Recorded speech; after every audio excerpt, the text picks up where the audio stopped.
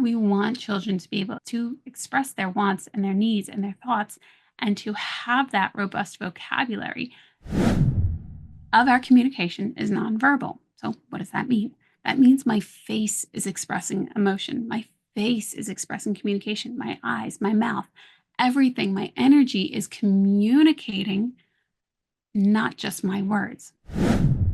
Our ability to communicate with people is very normal. And we are hardwired for social interaction. We are social creatures. Helping children feel safe in their ability to communicate, helping them have these microbursts of communication that are safe is so important because this is how they develop the skills to navigate the world and knowing where it's appropriate.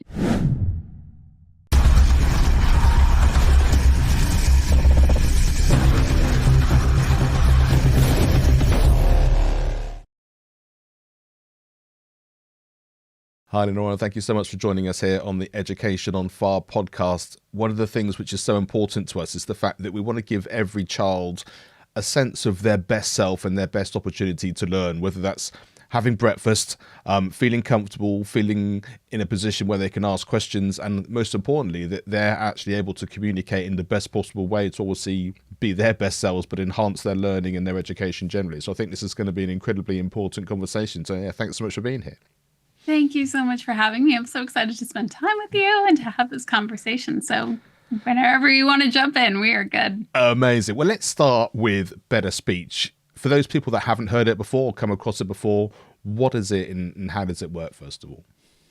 Better Speech is actually an online speech therapy company. And the wonderful thing about that is that we provide speech therapy services all across the world because of the fact that we are online and you get to work with an actual speech language pathologist and we're all certified. And for example, in the United States, we go to school for special training and then we have to become board certified and then we have to become licensed by the state. So there really is quite the integrity component and upholding that level of what we're helping people do and how we're helping them do it truly across the board. And then we are also in other countries like yours, which is fantastic. And people can work with us one-on-one from the privacy of their own home. And we also provide speech therapy services to schools throughout the world. And that, I think, is a wonderful thing because that allows people to really have those speech therapy services that not only they want, but they need. And I think that's the key thing, isn't it? Is I think the certification, the feeling like you're in safe hands, because I know from an educator's point of view, but also from a parent's point of view, that sense that you're sort of handing over such an important thing, which probably has quite a nerve and quite an emotional pull, because you want your child to have the best opportunities, and maybe you're feeling like this is something which is, I don't know, it needs dealing with is probably the wrong way of putting it, but it needs to have a focus and an empathy and a way of being supportive, but sort of letting go and letting, like say, the experts being able to help you. Completely. You said that beautifully, and definitely a way of navigating it. You know, when people think of having children and those children go to school, it's a very typical thing, and people anticipate that. They anticipate working with educators. They anticipate their child, whether it's at homeschool or going into a school, they anticipate that. They don't necessarily anticipate working with a speech pathologist or a physical therapist or a therapist of any kind for their child. And a lot of the times parents will come to me and that initial interaction is, I think something's wrong. I don't know exactly what's wrong, but something's not quite right. And they're very uneasy about it and completely understandable. And the first thing I tell them is that it's not their fault. No one did anything wrong, and we are completely here to support you. We're here to answer all your questions, especially because their area of expertise is their child. Their area of expertise is not child language development. And that's a very, very big distinction because they can go off of guidelines, but they're, again, just guidelines. And we're the ones that come in and say, okay, here's what the things that we're noticing, and here's how we can help and how you can also help your child. And I think that's a really important point where you were sort of saying, we think there might be a problem or we've noticed something. What is that usually based on? Is it the fact that they've got a friend who lives down the street who's the same sort of age, but they're not quite doing the same sort of thing? Is it that there's an obvious thing that they feel like is holding them back? What are those sort of use cases that you often come across? That's such a beautiful question because so many children are so different. When we're talking about speech therapy, a lot of the time we're talking about two pieces. So, speech is how clearly I speak to people, what's the intelligibility, how clearly I say my sounds. And for some kids, it might be they don't have the ability to say the R sound. So, instead of saying rabbit, they're saying wabbit. Or instead of saying thank you, they're saying thank you. So really, it's the intelligibility. And they might hear other kids talking and they'll think, I don't know if my kid is saying that right. Is that still appropriate? Because there are developmental sounds that they go through. It's very appropriate to say thank you when they're very little because is a different level of sequencing and the tongue has to move into a specific position. So there is much more complexity to that. When we're talking about language, language is a different component. There's actually two parts to language: the ability to receive information, to understand and process. So when somebody says, okay, it's time to go get your shoes, and then we're going to grab our coat and our hat and we're going to head outside. That's a lot of commands and a lot of direction I just gave that little one. And if they're having trouble processing it, it's a receptive language difficulty. If we're talking about expressive language, we're talking about the grammatical structure of our sentences, how clearly we're saying something. So there's a couple moving pieces in that. And some people will say, oh gosh, I don't know if my kid is saying that correctly. They keep saying wah, and I don't know if that's coming across correctly. Whereas other people will say, nobody seems to understand my child, and I'm the only one that can understand my child. So those are usually indicators, especially when we start to get around the age of 3, 4, 5. We want non-familiar listeners to have a pretty good idea of what our child is talking about. And if not, that's usually an indicator that we want to communicate with a speech language pathologist and get a better idea as to what's going on and how we can support that child.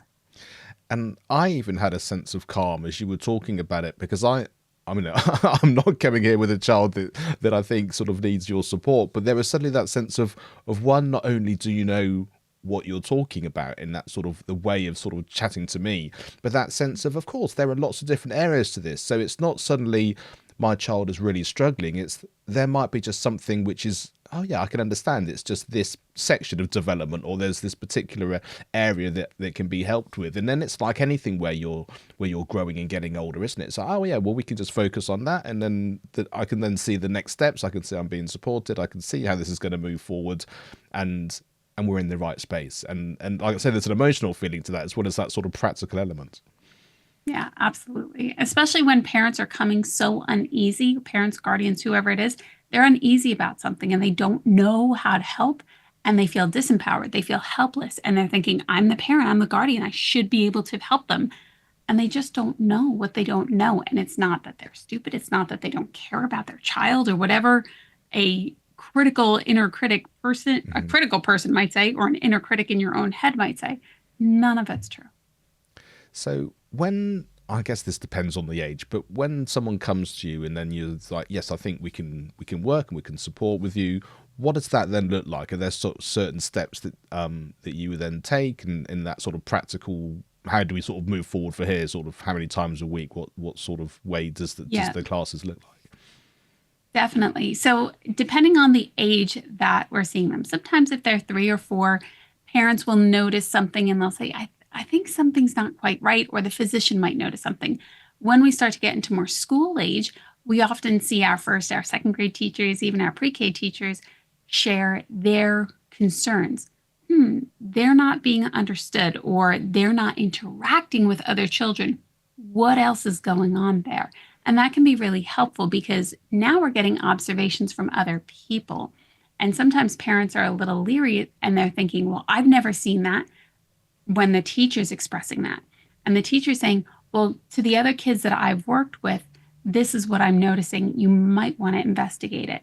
And when somebody comes to work with a speech language pathologist, or if they reach out to us at Better Speech, we like to get an idea of what's going on as quickly as we can. So we'll interact with that child. We'll ask for the parent or guardian and their input. We'll ask, what else are people noticing? Sometimes it's grandparents. Sometimes it's babysitters. Sometimes it's other people. And the parents might not have a very good picture because if, let's say, that child is an only child, and they're often seen in the home with the parents. And then they go to daycare, or they go to a babysitter, or they go to grandparents. And now they're getting different social interactions. Other people are seeing different perspectives.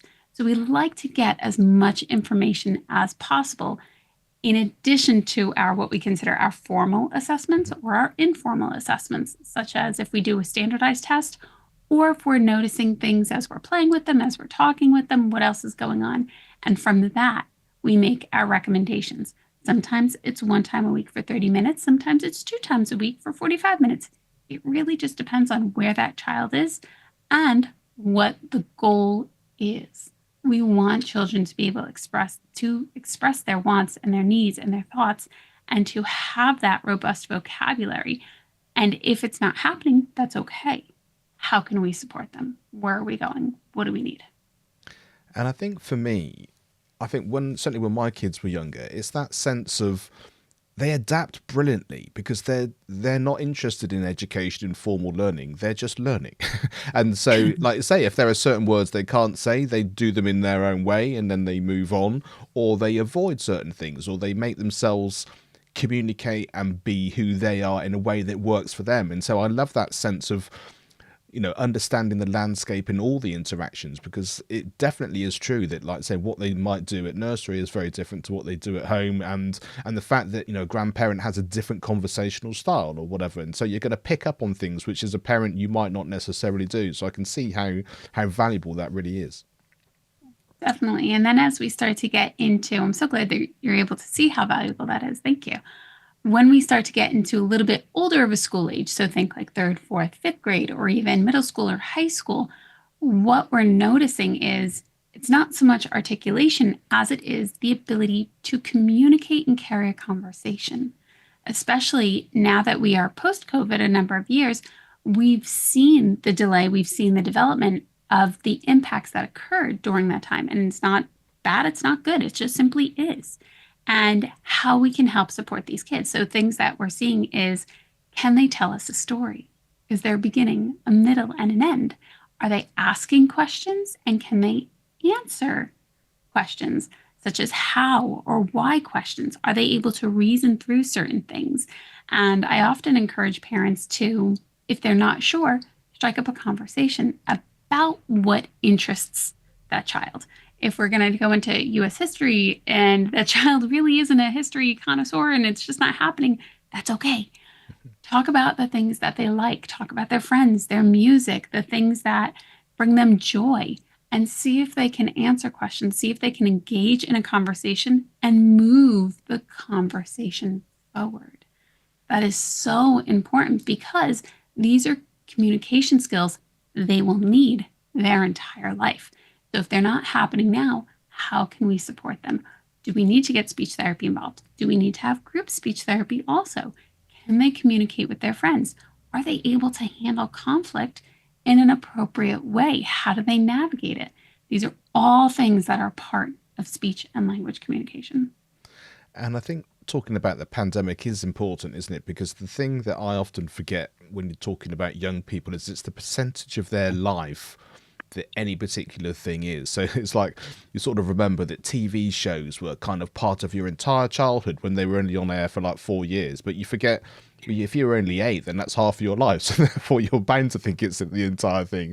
And so, like say, especially those children who were relatively young in education during the pandemic, that was a large amount of their time where they're interacting in a different way. Their chances of being in the same place as people and playing and communicating have to have been affected, like I say. And I love the way you said it wasn't good or bad, it just is, because I think having that sense of just, well, then what can we do now and what's important now, it takes away the fact of it should have looked like this. Well, the world doesn't work like that. Our lives are affected by many things. It's just understanding where we are and what we can do and how we can move forward in a positive manner.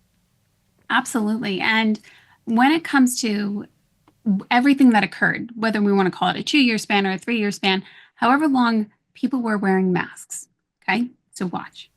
As I'm talking to you, I just removed a whole lot of communication from my face.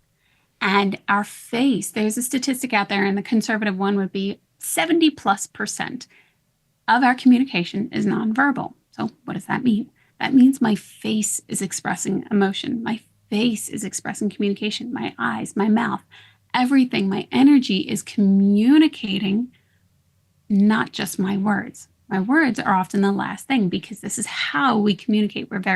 We involve our hands, we involve our body, we involve our face.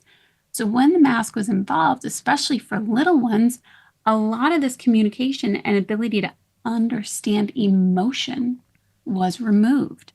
And also, little ones, very specifically, as they're developing their communication skills, they're watching our mouth, they're watching our eyes, they're watching all of this engagement. And when that was removed, there was a disconnect in that component of communication. So now, as a speech language pathologist, we're seeing kids and we're going back and we're helping them understand emotion. We're helping them understand sarcasm and jokes and joy and sadness and what that looks like on our face as we're talking, and how that individual, as they're reading a story, are they having that appropriate emotional response to that story? And are they involved in the characters? These are absolutely pieces that are a part of communication, and they're so important that we notice them now. And another thing was, especially in our very busy 2025 world, a lot. So, for example, I grew up in the 90s. I used to have to call for a pizza. I used to have to, when my parents, if they wanted to have a coffee, we went into the store. We watched that transaction, that communication. Hi, how are you? I'd like a large decaf coffee. Can I get some cream? We saw that normal communication. If I, if my mom was in the grocery store and she had to step away from the cashier and run and grab something, it was okay for me to stand there and wait and not have a meltdown. If I couldn't find something, it was very appropriate to go up to somebody in uniform in the grocery store. Excuse me, can you help me find the olives? What aisle do I find them in? These are all very normal pieces of communication, very appropriate pieces of communication that children today completely missed. They didn't have that general interaction. And a lot of the time, we now get to pick up our groceries, depending on where you are. You don't even have to communicate with anybody. You don't have to call and ask for movie times. You don't have to call and ask for a pizza. And it's really important that we go back and we offer these communication skills and these practices, these microbursts of communication to our children.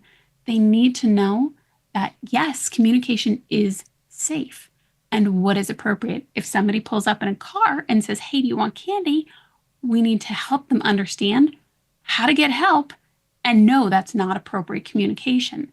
We also need to help them understand when somebody goes in to get a coffee, it's appropriate to talk to them. It's appropriate to say, hi, how are you?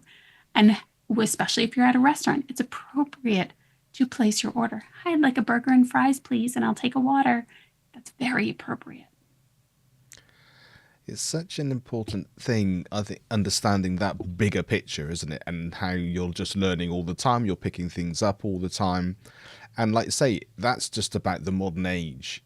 And I guess it's where, well, it's a moving target all the time, isn't it? But where that kind of, that gradient is, you know, because we're going to spend Yeah. more time online. I don't think that's going to change. But Mhm. actually, we know that as humans, we want to spend more time interacting in that kind of social, in the same place kind of way. But I hadn't quite thought about the interactions of just day-to-day life because they're just not there anymore. And that's probably Yeah. my age. The fact that, like you say, growing up and the majority of my life, that's what it just was. And I've sort of moved into this sort of digital world. But people that have been born Mhm. into it, you forget they just haven't had all that experience. So it's going to make a massive difference.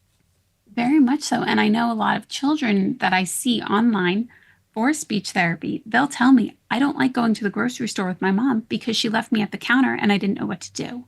I don't like to order because I don't know what to say. And a lot of the time when they'll say, I'll ask them a question and I'll say, did you talk to anybody? Did you ask the cashier how they are? No. Why not? That's weird. They don't know it's appropriate. They have no idea that it's okay to talk to people because they're all only noticing it's a stranger, don't talk to a stranger. When our communication, our ability to communicate with people is very normal. And it's also, we are hardwired for social interaction. We are social creatures. Helping children feel safe in their ability to communicate, helping them have these microbursts of communication that are safe is so important because this is how they develop the skills to navigate the world and knowing where it's appropriate. And also, if you want to go all the way down to the very core of it, they have a voice and their voice matters and we want to hear it. That's where these skills start. And there were two things that suddenly struck me. One was the fact that what we really need to understand is the fact that we talk about well-being, but we often think of it in terms of this amount of time on a screen, or this amount of time doing this, or I'm anxious because of, I don't know, let's say online bullying or whatever that happens to be.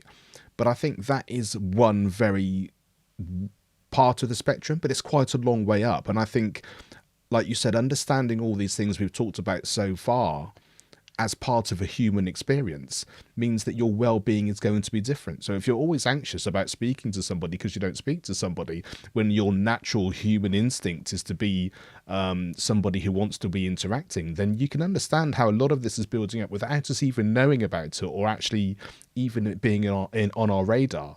And the second point was the fact, this is why I love the podcast so much, because we're talking about better speech, we're talking about an online tuition, we're talking about and actually, we're not talking about speech specifically. We're not talking about, what I perceive that might be if I go to the website and see all the fantastic stuff that you do when you're sort of broadcasting that this is what we're offering. And I think that ability for us to have conversations, even in this particular realm, to be able to say, yeah, this is what it's all about, because we're still talking about the human, and we're having the proper conversation despite being on different continents. But at the same time, it makes such a big difference, because even bearing in mind I've done 400 odd podcasts now just on Education on Fire, there are things I hadn't thought about in that way, and I've spoken to hundreds of people doing it, and I just hope that the people listening can actually sort of better pick up on that. So of course, if there's someone who needs help in terms of sort of speech therapy and having the professional support that's needed, then absolutely, that's why we're having this conversation and we can share that. But there must be a microcosm of other things that people are thinking about that they hadn't come across, where they're like, my life can change now just by understanding this, or the fact that normally we do a drive-through and why don't we just park up and we'll actually go in and order, even if we then take it away, because like you say, that interaction is making a positive difference, which hadn't even crossed my mind before. I think it's fantastic. I'm so glad. Thank you so much. Yeah, communication is so important to me, and how we, not only how we communicate with the world, how are we communicating with ourselves? What is our mindset? And this especially, I think, goes into something that I'm very passionate about when I'm with children, especially children, because their mindset, feeling empowered, feeling like they have a voice, feeling like they get to choose and use that voice, and that as a teacher, as a speech therapist, yes, I'm there to help them, but I'm also there to help support them. I want them to feel like they can share their thoughts with me, that if something's uncomfortable for them, that they can talk to me, that they can express that, where they're not going to be judged, they're not going to be shamed, they're not going to be guilted for that, and we can have that conversation that starts to shift their mindset, that maybe they're not broken, maybe that they're totally fine. And it's just a shift in perspective is all that we need to help them recognize, oh, I wasn't comfortable in the grocery store because I didn't know what to do. Nobody told me what to do. Now I have a plan. Now I know what to do.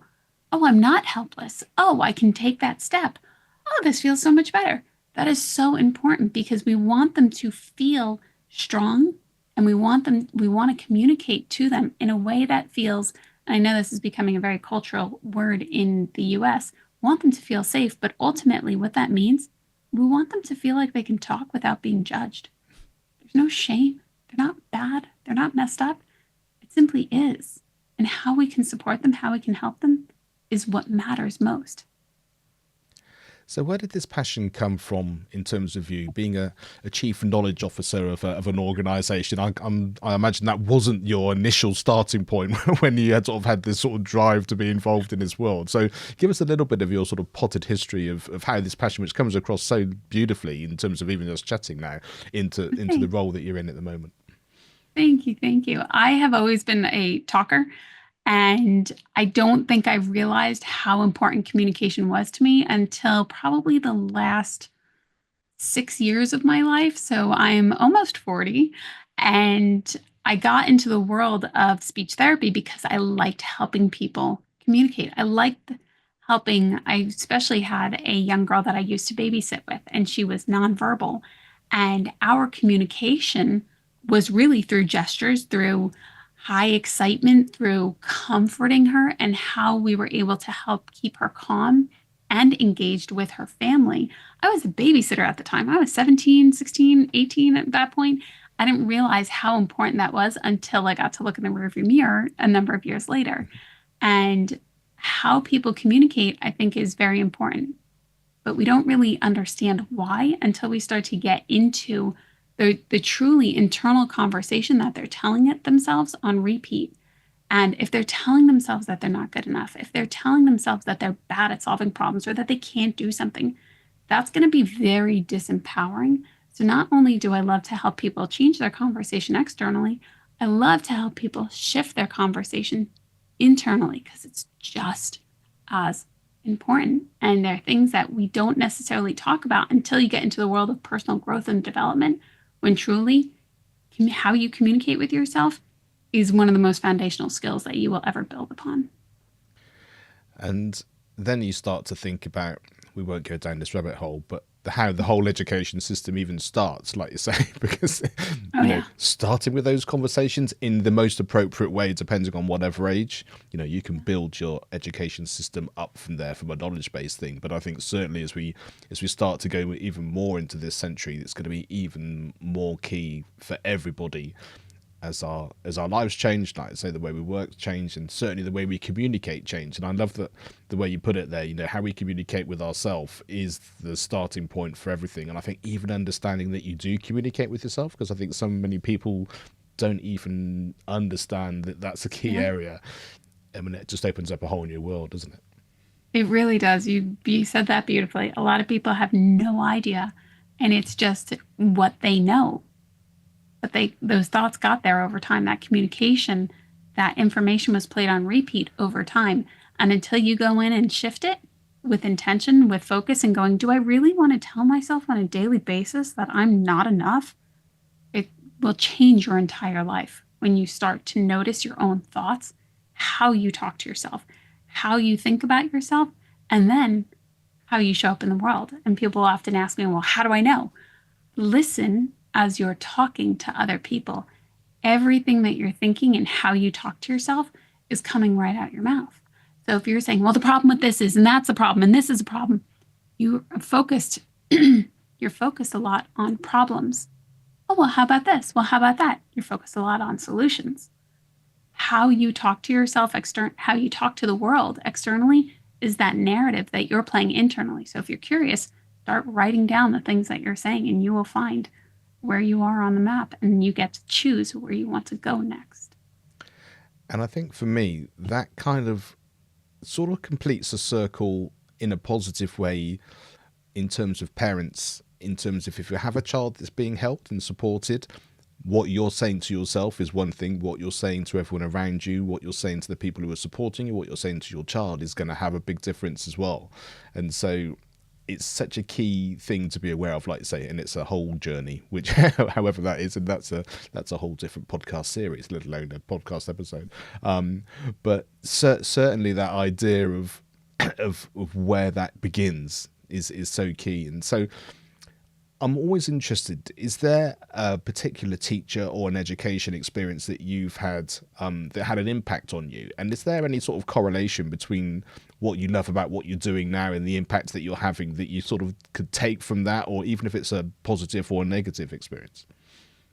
The two that came to mind, especially when I heard that question, I had I was a terrible person in math when I was younger. I just did not have math skills beyond your basics, addition and subtraction. It just didn't work for me.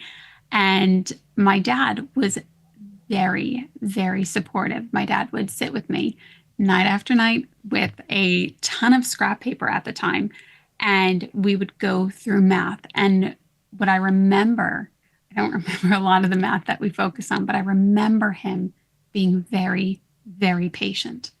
And that I think was something that really helped me because I would get so frustrated and he was able to help calm me down. And there was also a teacher, his name was Mr. Torque, and he was our education teacher. So I actually grew up with a diagnosis of being learning disabled. And I needed special additional time on tests. I needed additional accommodations for growing through the educational system. And this was back in the 90s. And my educational teacher, his name was Mr. Torque, as I mentioned, he was also my tutor. And he was another person who sat with me for math and science and was very, very patient. And keep in mind, I saw this man probably for 30 minutes before school started every single day, Monday through Friday. And I then had a class with him every single day. And then I had tutoring with him on Thursday evenings. So for me, the thing that stood out the most was people that were patient with me when I was frustrated because I could be very, very mean and cross my arms, sit back, and I'm not going to do it. And they were like, okay, I'm going to do it where I'm right here with you. And they understood that I was frustrated with math. I wasn't frustrated with them. And they could have easily taken it personally because I'm sure my fiery 12, 13, 14-year-old self was not the nicest person. But they understood that I was frustrated with math and being patient and quite literally saying, it's okay. We can do this. And going painstakingly step by step through those processes truly was completely pivotal for me. And how quickly did you realize that all of the support you needed in that area wasn't necessarily who you were in terms of what you could thrive at as well? Because you obviously have forged the life that you wanted, like I say, by understanding that communicating and talking and being social opened up a whole world which isn't related to the, like I say, advanced maths or anything like that, even though at the time in the education system you kind of feel like you're failing in this particular area, therefore it must be failing generally rather than it's just a Okay. silo of one particular thing. Yeah, definitely. I did not realize how helpful they were to me until I went to the other extreme.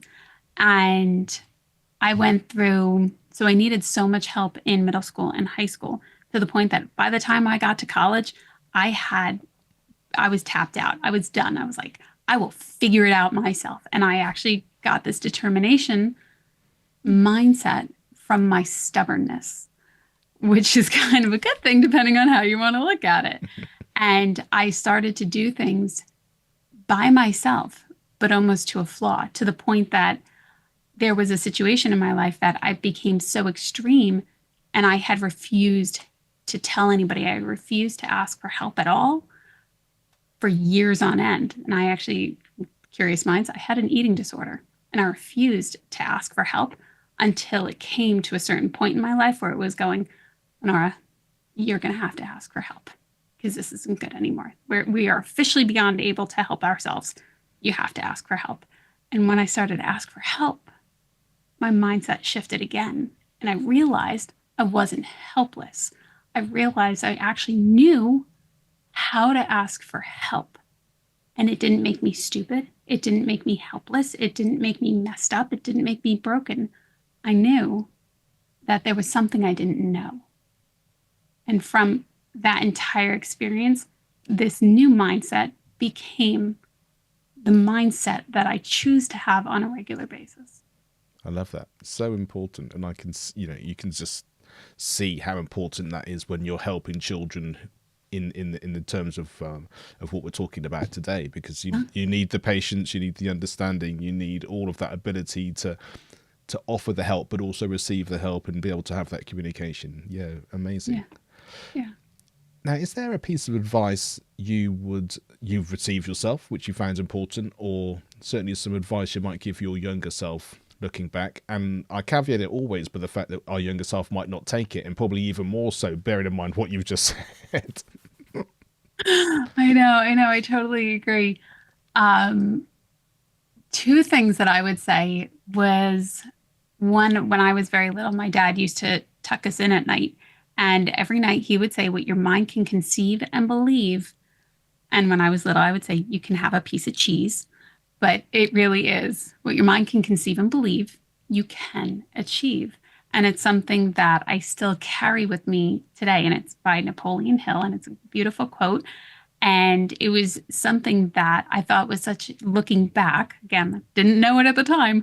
Looking back, it's such a positive message to give a child as they fall asleep. Because what that does is the conscious mind captures it and then transfers it to the subconscious mind, and they stay in that realm all night long, and they build that resilient mindset from those positive experiences. And that's a great thing. And the second thing I would share to my younger self would be keep going. Even if you're in the stink of it and it does not feel good, and oh my gosh, this is a terrible day, keep going. It'll be okay. Yeah, I think certainly for me as well, understanding that life has seasons and you might think I've got the answers and I want it to be different now. You don't have all of those pieces in place and you don't have all of that control, and also how you fit in other people's lives as well. So you might be ready, but there might be someone that you're working with or around that isn't. So therefore that season's going to take its natural course. And the patience thing again is probably the theme for the show today is something which So beautifully shared, is Mark. really important. Yeah.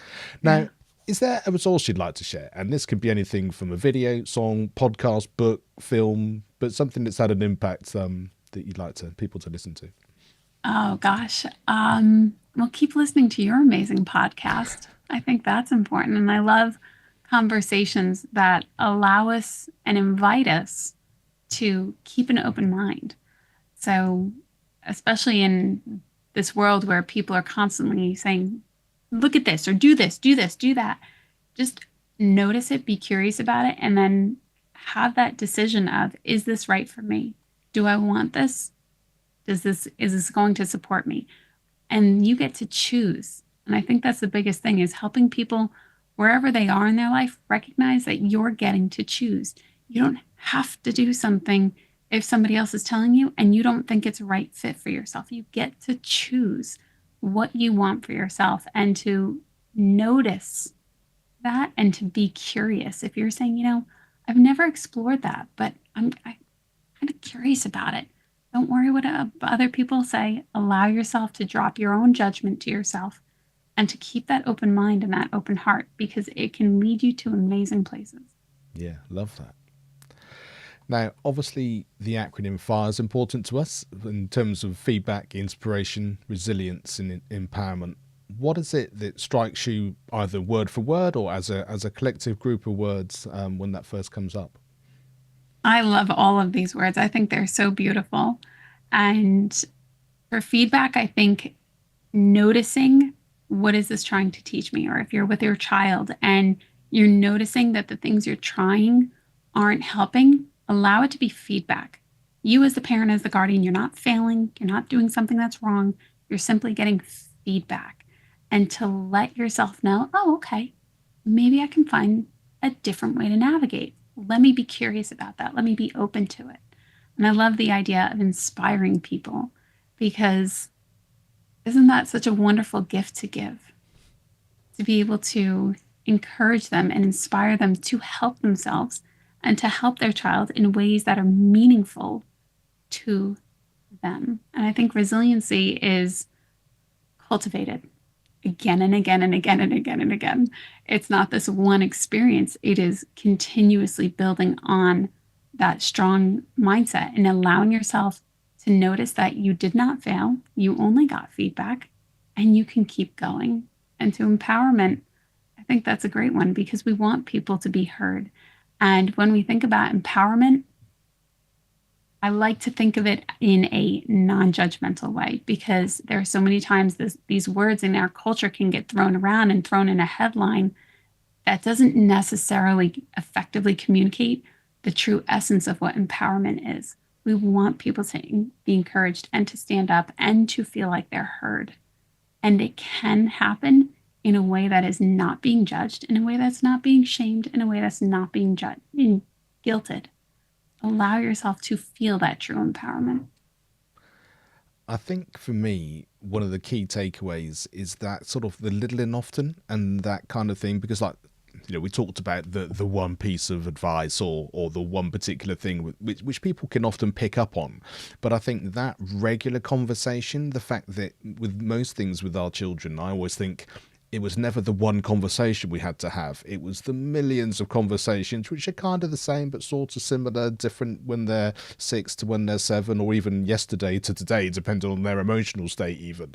And I think understanding that all of those little things together are the things that become the bigger picture.